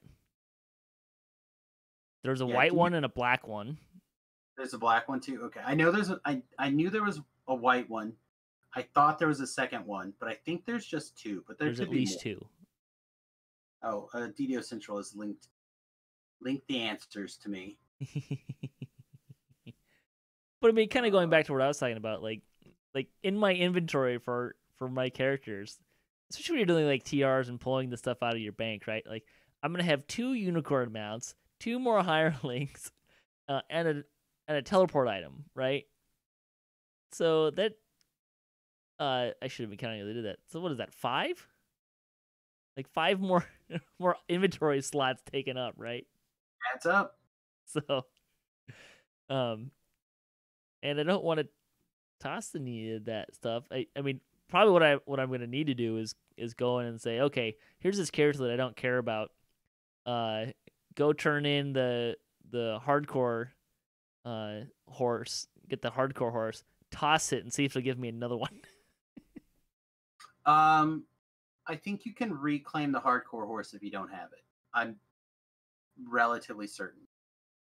But like the inventory spacing problems with some of these stuffs, I mean, they're all great, right? But like, I don't know, maybe like, do I want to throw away the lioness or the panther? So I would not recommend throwing away any of the pets, even on accident. I wouldn't either. So I actually lost my level. Is it 14 or 15? The owlbear. Yeah, that sounds right. Mine got lost in a TR some time in the past, and I have now put in 3 different tickets asking for it to get replaced, and they'll talk to me about it. And I've still not gotten that replaced yet. Sure. So it's a real challenge to get that thing back. I don't know what happened. Whether I threw it away because it was a time that all that stuff was getting respawned when your character was created, or if it was just something that was accidentally misplaced or whatever, I don't know. But I would definitely not do hirelings. I mean, I wouldn't throw away the mount. I wouldn't throw away the hireling. Like, I wouldn't throw away the teleport item. Fortunately, right now, this week, I believe hireling bags are on sale as part of the bag sale. Can you put those in there? Not the horses. Not hirelings. The horses, but the permanent hirelings. Yes, they'll go in a hireling folder. Yeah, I think that's definitely going to be on my okay. I need to buy one of these. Yeah, it's probably time. And then, like I said, I'm about 70% sure that there's a horse bag, a mount bag in there. And if there's not, I apologize. But if there is, you should probably get one of those too. Yeah. Definitely. That's going to be the reward for the future. Then definitely. Maybe it'll be a favor reward. Perhaps. I have too much stuff. Yeah. So that's what you get for the bundles. I have not gotten it yet for reasons, but I do fully intend on getting the ultimate fan bundle. I have not ever regretted getting it in the past. So no, I think this is a really good balance of like the in the past I have felt like there's been one thing to make me want to get the Ultimate Fan Bundle, and for me it's almost always the Gold Seal Hirelings. But I feel like this is the first one that actually hits me in many tiers. Like getting the second mount is going to be good. As somebody who does a lot of TRing, one of the things that I can actually do to customize a life is to switch the mounts out. Sure. Yeah. So for me, having more mounts is actually really good. I'm about finished up with my heroic lives. I'm about ready to move into iconics. An iconic shifter sounds kind of sweet to me. I'm really loving the idea of the shifters, so I can't wait to kind of mess with it. But this Tome of Destiny thing, it's just over and above. I really do think you're just gonna get so much value out of it overall. In the past, there's been racial tomes, tomes of learning, universal tree tomes. Like those are all those are great. Well, and the other thing that a lot of people don't realize is how this does also affect your characters on the hardcore server, as well as new characters that you might make on the server. So there's like a pretty major power leap for some, like on the hardcore server. It may not seem like that much for very long, but if you hit level 20 on the hardcore server and then you instantly pick your destiny and you're already a couple of points in because of this Tome of Destiny, like that puts you that much further ahead on the survivability.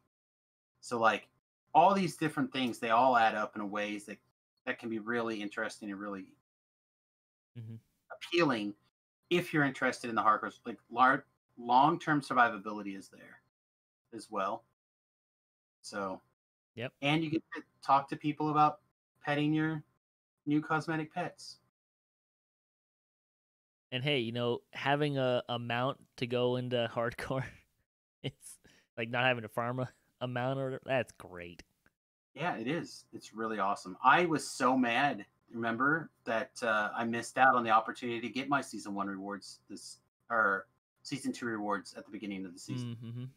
Remember, there was a group of people who got them and then they turned it off, and then they turned it back on, right? They did eventually get it back on, but we missed it. For a lot of us missed it. And that was very aggravating. Now it's there, for if you unlock it here, you got it on those characters. You don't have to worry about it. Well, hey, let's break down some of the other stuff that's in here as well, right? So they have some expanded information. The quests and adventures will be heroic level 5, legendary level 30. The heroic level 5 is kind of low, don't you think? No. I guess that puts us at 5, 10, 15 for the 3 expansions, the 3 newer expansions. It does. But if you think about it from like where quests get ran kind of perspective, right? For level 5, that's pretty much go out the 3-barrel cove. Right? So they've been working on having an opportunity to create a secondary opportunity for you to do something that's not continuing the same quests. Well, I guess they did Borderlands was level 1, right? Right. Keep on the Borderlands gives you another opportunity for level 1 instead of Korthos. This gives you an opportunity at level 7 or aka level 5 quests to do something besides. And Gatekeepers was 3. Gatekeepers is 3. Sharn is obviously 15 and 16. Ravenloft is the only one that's kind of spread out a little bit, but you could do any of those at those situation. So like I think it fits in kind of well. I did think it was probably going to be level 6, but you're honestly probably going to end up running one of those 2 packs at as level 6 quests. You'll either run this at level 7 and then bank levels to go do 3-barrel cove or vice versa. Would be my guess. Probably the other way not around. Wrong. Let's see. Feywild will have 13 quests, a wilderness area, a new public zone, and a raid. only one raid. We should see a little bit of disappointment on that it's not going to have a second one. But it does have a raid, so yay. We also did just get 3 new raids at endgame, so the raiding scene is going to be pretty healthy for a little while, I think. Improved augment system and new augments, which it feels a little weird for me to like stick in as like key features of an expansion, because I mean, sure, the new augments are going to be in the expansion, but the augment system is going to be a global thing. So, I mean, again, they had to pull out some stuff because they didn't have time to put it in here, like the level cap increase and stuff like that. So it kind of makes sense to me that this is a thing that we are working on. It's going to be ready. We're going to prioritize it now to get it done. So like it kind of makes a little bit of sense, but I just hope that they put enough stuff that in it that is on theme that it feels right. Sure. Let's see. New exciting D&D monsters. Displacer beasts, unicorns, blink dogs, kushis, and more. By the way, someone said I saw something here. Kushi is like an elven dog. It is. It's like a forest dog. It's like green. Yeah.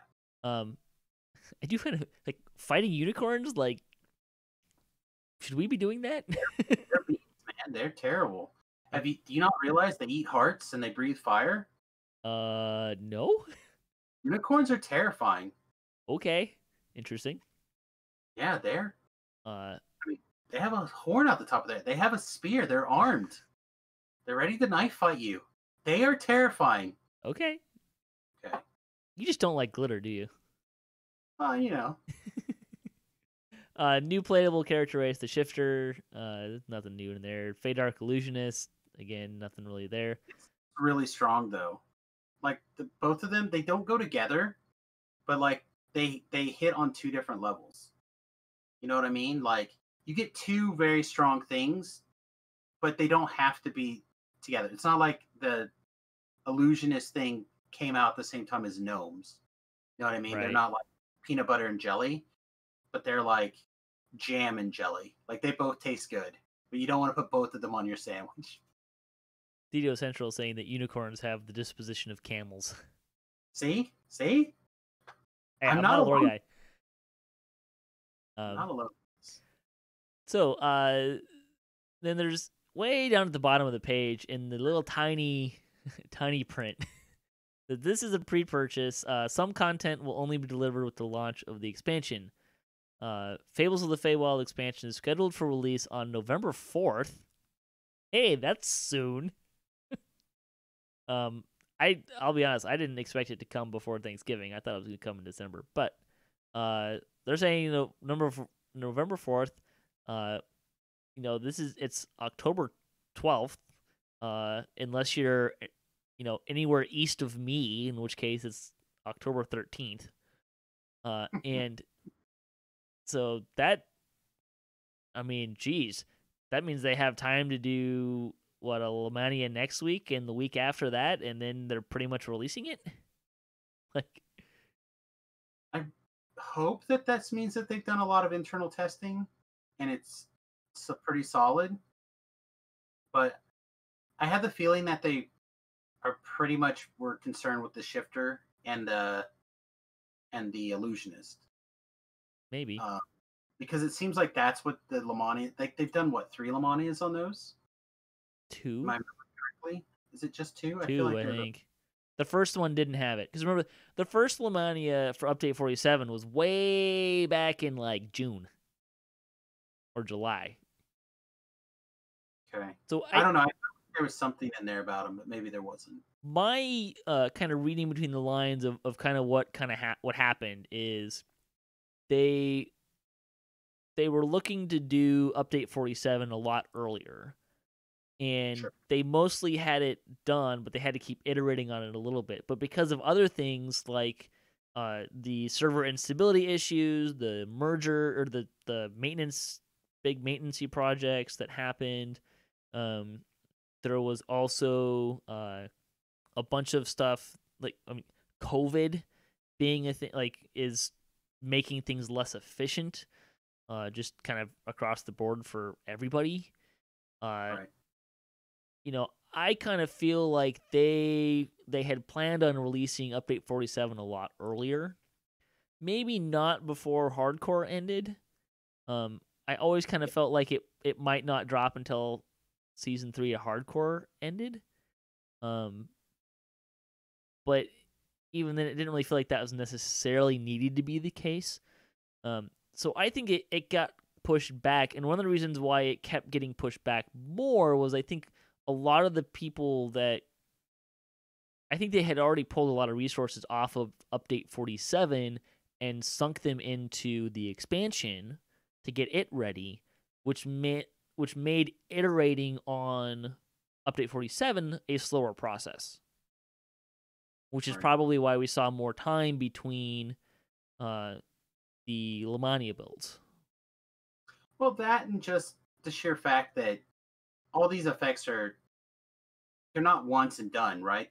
They're cumulative effects that continue to hold other things down. So I'd have to go back and check and see what my last guess was, but I feel like it's close to what I was thinking.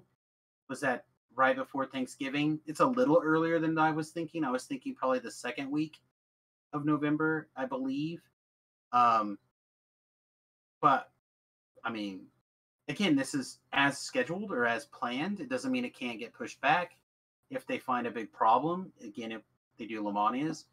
But since they're not doing the raid right away, that's typically where the danger lays, right? In whether a quest pack or a expansion is good. The quests they've kind of got most of that stuff, I think, figured out. And then they just need like a couple little bits to like make sure that they don't have something that's outside the box broken. But it's the raid that they need time to fine tune and make sure is done correctly. And they've already said that. They already said, look, we're going to have to hold the raid off from the initial launch. We just want to make sure it's right, which is good. Again, I have no problem with anybody ever saying, hey, we're going to need just a little bit more time to put the polish on this that it deserves. Sure. So, and the fact that they're telling you that in advance instead of promising it, selling it, and then they go, oh, by the way, the raid's not going to come out for another month. Yeah, just to kind of finish reading some of the fine print here. Sorry. The expansion will be delivered no later than December 4th. So they gave themselves a month difference in there. And the raid will follow in a patch after launch as part of that fine print. After you purchase, your account will automatically be updated based on the edition you have purchased. If you're logged into the game at the time of your purchase, you may need to log out of the game and back in before the changes take effect in your account. That's pretty typical, particularly the delivering the items. If you'd asked me, and I probably said this on the show too, like back in when we found out there was going to be an expansion, it was going to be in the later part of the year. November definitely like before Thanksgiving definitely feels like the time it was going to happen. So it just like as far as Update 47 fell back, I kind of wrongly assumed that Fables of the Feywild would push back a little bit farther into the in between Thanksgiving and Christmas timeframe. But looks like maybe not, which is great. Hopefully not. Hopefully everything's gonna work real smooth. I would, and I don't know why I'm setting myself for more failure this year, because if someone wanted to go back through the year, this year of 2020 and DDOCast and make a list of Patrick predictions on timing and stuff, let's just say that I'm well below the Mendoza line. Yeah, but you can't hold yourself. I'm not on what's going on right now. This is the world we find ourselves in today is like almost unprecedented for our lifetime. I think it is. It's just it's unprecedented in the history of the world. There has never been a time where every person on the planet was facing the same crisis. It's never happened before. All right, I'll give a pass. I'll give that. That seems like a reasonable thing. My point is that you can't hold yourself to like these predictions because these top level Black Swan event type situations that are occurring are just so over the top. And part of our society today is used to getting things quickly and like information, money, answers, etc. Right? We're used to this almost instantaneous response because of this amazing world that we've built. And we've reached a point where we're looking for these things, and to have this brakes kind of slammed on in front of us is different. Like, it's shocking. And like, I believe that they probably wanted to have this thing out at the end of the summer. Like, you're talking about update 47. Well, update 47 and the pre-sale. Like, I kept saying I expected the pre-sale to be in January. You know, that's what my original timetable was when they announced it. I'm like, oh, it'll probably be January. They try to knock these things out every 18 months. That makes sense to me, et cetera, et cetera. But then as the world kind of slowed down and kind of came to this, I don't want to say a halt, but like this cantilevering, bouncy wagon that the world is right now, this seems like amazing work to me. I'm going to continue to give them props on getting this done through all the shenanigans. Sure. You know, like you said, server instability issues, update issues, chat problems. They had to switch billing servers, right? That happened this last week. We didn't talk about it, but that I think happened. Like a lot of changes have had to happen through SSG, and they've to be like, hey, here's the expansion, by the way. Yeah. And it'll be in the next month. Like, I'm looking forward to it. Any work to me, and yeah, it all looks really good so far. I was going back to where I was going to prognosticate though. My guess would be that if the expansion slips, we are not going to see the expansion drop the week of Thanksgiving. Not going to come out that week. I don't know, man. It could come out anytime. I mean, look, if they drop it on Monday and it has problems, then they're working on Thanksgiving. Like, they're not gonna. They have never released anything in the week of Thanksgiving. They're not gonna start with this. Fair, like it's fair, but that's still. I don't even know what the week of Thanksgiving is now. I have to go look at the calendar. I don't know either. What is that? That gives you safely to the 20th then, because Thanksgiving is the 26th this year, which means Monday would be the 23rd. So lots of time. Yeah. Sure. Yeah, fine. They got it. Hey, and hopefully it comes out and it's great and they have few problems, like, which I feel like they've been doing more reliably. So, and I think the quests, I feel like they've gotten really good at doing quests, right? Like, they don't need to iterate on quests very much. It's just to make sure everything's working correctly. Exactly. Occasionally, they add new mechanics. I mean, it's not super common in quests. It's raids where you see mechanics that break. Exactly. So, I said, I think for the most part, it'll be fine. Like, the most extreme, like, look at Sharn, for example, right? Like, as much as we have things that I can nitpick about Sharn, I don't remember very many of those quests having problems. Like when they first rolled out. There were a couple of smaller ones, like not blown deadline. Best Laid Plans had an issue where you could get it into an incompletable state. Okay. But that was kind of it. We're talking about one or two. Like, again, that one's a problem. But no, actually, you know what? Now that you say that out loud, I do remember that. It had to do with the spawn, like the wave spawning, and they changed the quest objectives and stuff. Yeah, if you killed something too fast, it would break it. But that seems like something relatively minor. Hopefully, they've learned that lesson from those things, right?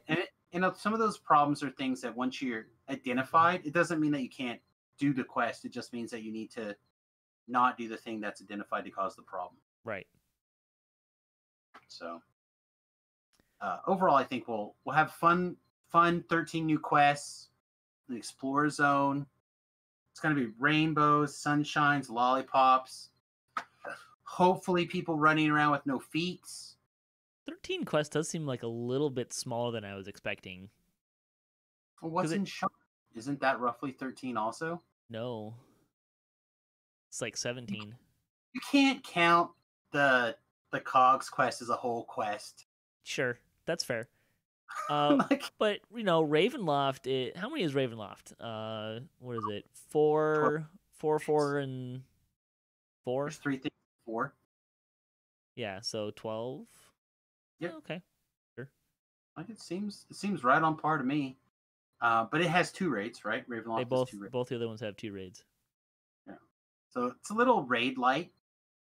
But on the flip side of things, neither one of those 2 had 3 new legendary raids drop a month before correct. it came out. So you can kind of like loop these things together, can't you? Like a little bit in your heart for people to go. Like you literally said you did like each of them like 8 times or something earlier today. That's insane. That's like a crazy amount of raiding. They must have been a blast. Yeah, I had fun. It was a fun day. And that's what we're looking for. And hey, Lord of Blades and Master Harvester are 2 of my favorite raids still. So yeah, I actually saw Tobrel log on for the first time in a long time. I should ask if he was out there trying to get Lord of Blades to go in because that's his favorite quest too. Lord of Blades is on hard. I think a lot of groups will find that he's manageable. Reaper 1 is going to be probably Elite Reaper 1 is going to be more of a stretch for more folks. That's good. I think the difficulty on those was pretty well done. Say maybe I could see an argument to be made that hard should be maybe 10 to 15% harder than it is, but I'm okay with it. Having reach goals is really good.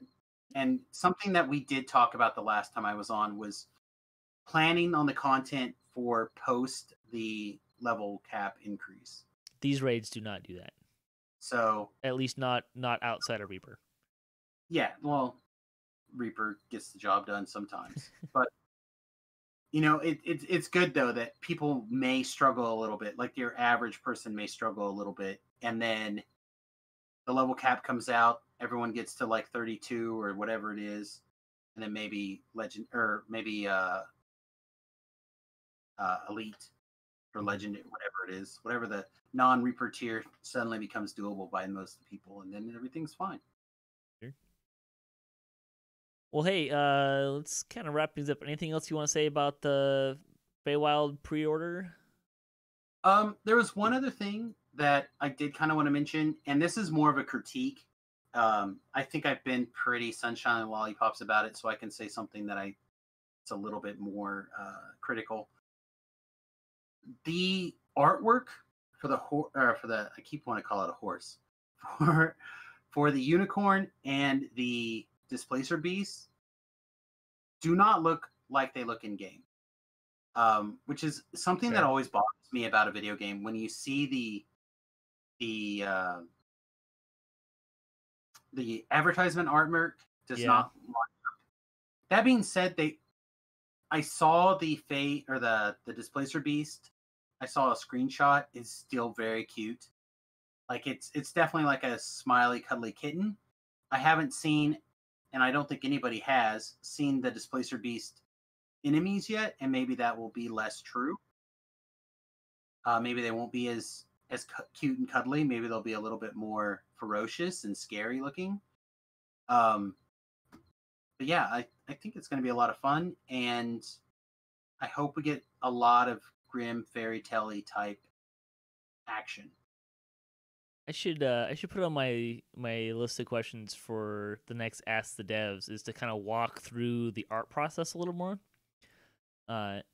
My kind of vague-ish understanding is like what you're talking about is definitely true. That's also something that's been true for most of the length of the game, right? Like there's actually they have artists, or at least occasionally have artists come in and like draw this and do like actual pieces of art of what some of these things look like to like as concept art. Correct. And it's beautiful stuff too. They do. They release concept art for DDO stuff a lot, but I feel like the majority of their advertising pieces is usually using in-game assets to do the work. Sure, that's fair. They might touch it up. They might do some stuff here. They might do some stuff there to pretty it up a little bit. But that's always been one of the things that I've really liked about Dungeons and Dragons Online is that they're much more fair about what you're getting. Sure. You know, there's nothing to me more aggravating than watching an ad or something for a game, and all of a sudden you're like, oh my god, this game looks amazing, I'm going to go get it, and you get it, and you download it, and you're like, what is this pixelated piece of S? That's never been DDO's problem. Like, they've always kind of showed you what's going on. You know, every screenshot is using in-game assets, every page loading screen, in-game assets, background, wallpapers, etc., right? They do a pretty good job of showing you what you're getting. This is one of the first things that I have seen that they haven't really taken advantage of the in-game assets. And again, it looks amazing. I think it looks absolutely adorable. And I don't know if it's going to be a hindrance or a help in my perspective down the road. If it brings in, you know, 20,000, 50,000, 100,000 people because they see this amazing artwork and they're like, I'm in. I'll be like, okay, it was worth. But I saw this and I was like, oh my god, this Placer Beast looks sick. I cannot wait to get this back. And then I saw the screenshot and I'm like, well, that's cute, but that's not the sick Displacer Beast that was there. You know what I mean? Yeah, I do. You know, go back and look at the Sharn banner and the Ravenloft banner. I feel like they're kind of similar, right? Like I will grant you that I think the Feywild one here is a little bit more airbrushed, polished than the other ones, but the other banners to me, so like the Lessa fighting on ship banner, is that what you're talking about? Yeah. Salinas, but yeah. Whatever. That's Lessa. Yeah, I'm not gonna argue about it. I get what you're saying. You know, both of those banners do look a little kind of more airbrushy than what you're gonna find in game. But I will grant you that I think the Feywild one here is a little bit more down that road. So, all right then. Hey, do you want to plug your stream and your channels and stuff? Yeah. So you guys can find me like between 8 and 12 hours a day at twitch.tv/Samius Gurobo or youtube.com/Samius Gurobo. I'm actually asking people to go ahead and subscribe to my YouTube channel. I'm trying to hit that 1,000 subscriber tier to get that monetization going on YouTube. I already have the viewership, hours watched, and stuff like that. I just need that last push on getting people to subscribe. As well as I'm actually going to go ahead and throw out one other thing. I started an Instagram recently, primarily from the bus build and everything that's going on with that. For those of you who are interested in the bus stuff, it's USS Fat Halfling. So look for me on Instagram if you happen to be Instagram people. I'd appreciate that as well. I'm trying to, like, even today we went on a hike and I found a gazebo. So I even made like a DDO pun in the middle of a bus update about stuff. So, or D&D update, or joke. So yeah, I try to do a lot of things out there for everybody. But yeah, the streaming is great. The YouTube is great. And, I really would appreciate the help. Also, I mentioned it a couple times ago, and I think I sent Patrick the link. Our friend Shu, or Technical 13, is still having real life problems. I'm sure Patrick will give all the details out there. But if you have a couple of bucks and you would like to help out somebody who helps keep the wiki running, helps keeps the Discord servers running, Makes us all look good by having content out there and information that we can look at and make things happen. Technical 13/Shoemaker could use a couple of bucks right now for some real life problems. So I would also appreciate if you guys would consider helping him out there as well. For those who don't know anything about it, can you give maybe like a 10-second idea of what this bus project is, and then a 10-second idea of your shoe? Sure. So basically, the wife and I, our son is grown, and we would really like to travel the United States and Canada and possibly Mexico and South America and stuff. So I bought a 29-foot school bus, and I'm in the process of converting it into a tiny house. And we're going to sell our house, and we're going to move into it full time and just travel the United States and make YouTube videos and stream video games and kind of try to do all the same stuff we do now. Shoemaker, on the other hand, try to figure out how to explain this. His baby mama recently passed away unexpectedly. And now he has all the kids full time. So it's kind of like a blessing that he gets his kids all the time, but it's also an additional burden for somebody who wasn't expecting full-time custody of kids ranging from, I think, 15 all the way down to 6, I think is the youngest. So just a little bit of love in that direction to kind of help him out, get some bills paid, help get stuff set up, kind of help transition into the full-time dad instead of the weekend warrior, is always a bit of a help. Great, thanks. Let's see. Thanks for watching the show, and thanks to Samius for joining me tonight. And thanks to all the contributors for DDOCast. It's a great group of folks that make this show happen. And thanks to Sandstone Games and Wizards of the Coast and to Cyber Ears for hosting the podcast. If you'd like to support the show, you can visit our website at DDOCast.com, or you can support us on Patreon. Also, if you have a DDO-themed webpage, or if you Twitch DDO and you'd like to be featured on our website, you can email us at DDOcast@gmail.com as well. Hit us up at DDOcast.com for our show notes, MP3s, our calendar, previous shows, and other fun stuff.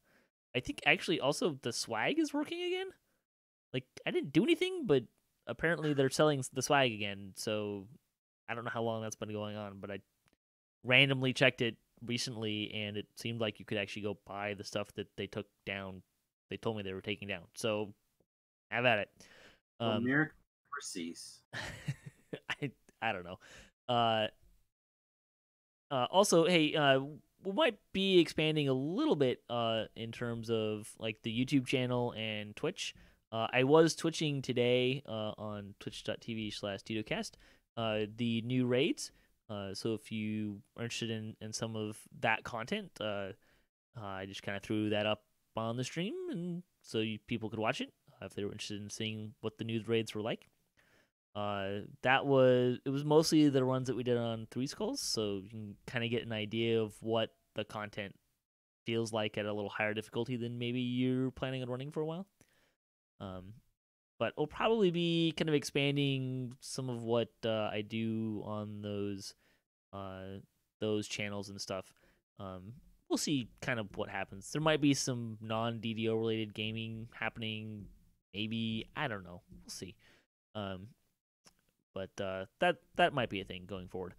But hey, if you'd like to be a part of the show, if you have a comment on this episode, a question you'd like to hear us answer, a topic you'd like to hear us discuss, or you just want to say hi, leave a comment or email us at DDOcast@gmail.com. You can also find us for the latest cast updates on social media at DDOcast on Twitter.